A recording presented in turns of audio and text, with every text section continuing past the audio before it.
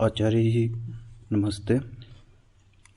मैं अपनी मानसिक अवस्था से बाहर निकलने के लिए बड़ा तड़पता हूँ। डॉक्टर कहते हैं कि ये मान के चलो कि तुम्हें अब जीवन भर दवाई पर रहना होगा। मैं दवाई नहीं लेना चाहता। वह मुझे नींद तो दिखाती है, पर नींद की गुणवत्ता खराब कर देती है, मेरी कार्य गति को मंद करती हैं। भूलना, चूकना, क्रोधित होना, डरना अब आम बात है। आपसे बहुत उम्मीद है, कृपया मदद करें।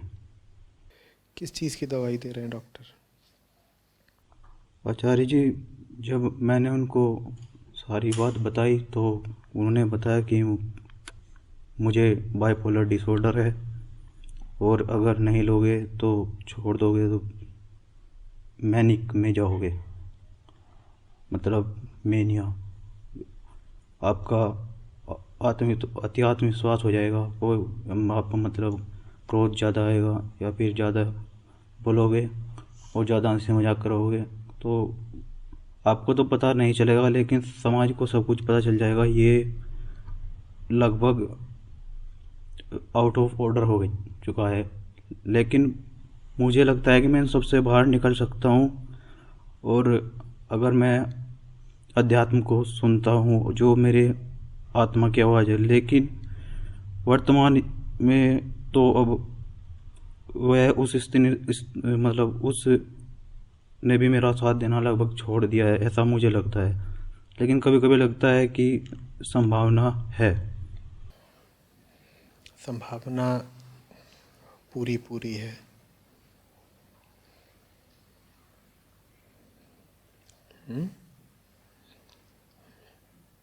ये ज़्यादातर जो मनोरोग हैं इनका संबंध शरीर से माने मस्तिष्क से होता ही नहीं है। मन और मस्तिष्क अलग हैं। ये बीमारियां अधिकांशतः मन की हैं। इनका मस्तिष्क पर बस प्रभाव दिखाई पड़ता है। मस्तिष्क वो साधन बनता है जिसके द्वारा ये बीमारियां शरीर पर अपना असर प्रकट करती हैं। पर ज़्यादातर चिकित्सकों के पास मन का कोई इलाज होता नहीं, क्योंकि मन का इलाज तो अध्यात्म मात्र है। तो मन की बीमारी के लिए भी वो मस्तिष्क को दवा दिए जाते हैं। तुम जो भी दवाइयाँ ले रहे हो वो तुम्हारे मन का नहीं, तुम्हारे ब्रेन का इलाज कर रही हैं, और वो इलाज नहीं है। वो इलाज नहीं है, वो तुम्हारे ब्रेन पर सिर्फ प्रभाव डाल रही हैं। ये कोई तरीका नहीं हुआ, ये उपचार है ही नहीं। और बिल्कुल ठीक कह रहे हैं डॉक्टर, ये जो तुम कर रहे हो ये तो जीवन भर करना पड़ेगा। ये तो जीवन भर करना पड़ेगा। अगर समाधान किया जा रहा होता तो समाधान किसी बिंदु पर जाकर समाप्त हो जाता। कहाँ समाप्त हो जाता है समाधान? जहाँ समस्या समाप्त हो जाती है। समस्या के साथ समाधान भी खत्म हो जाता है ना।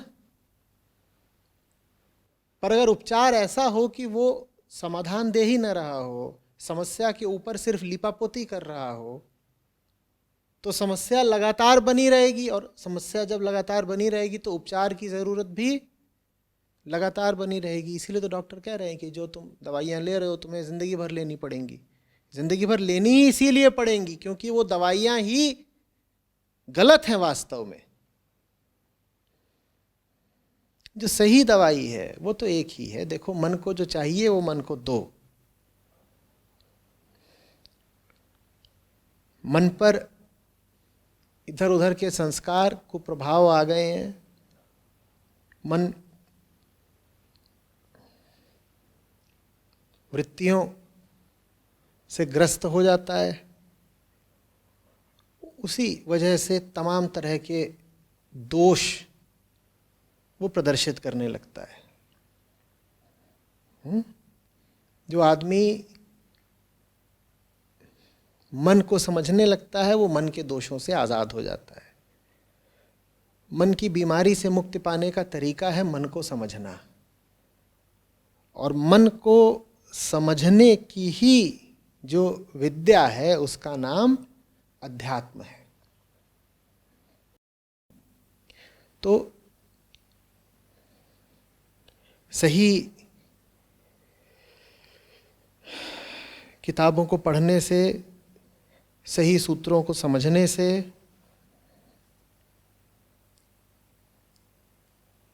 एक तरह के पाठ्यक्रम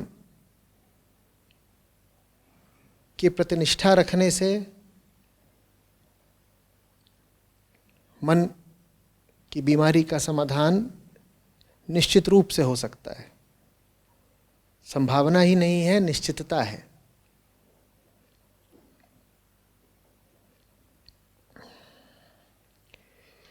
तुम्हारे लिए किस तरह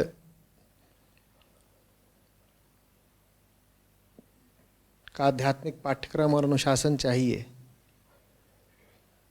इसके लिए तुम अलग से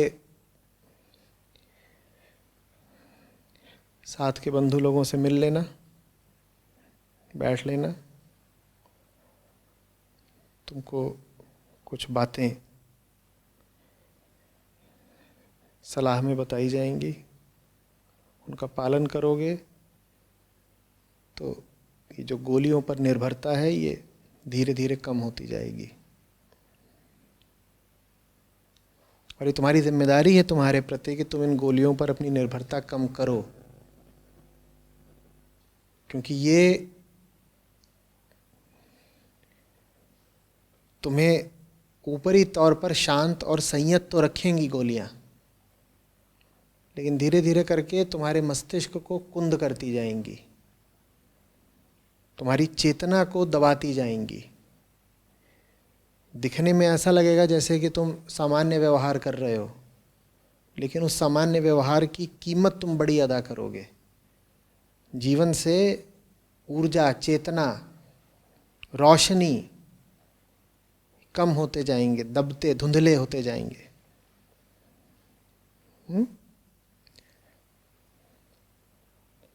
तो मन लगा करके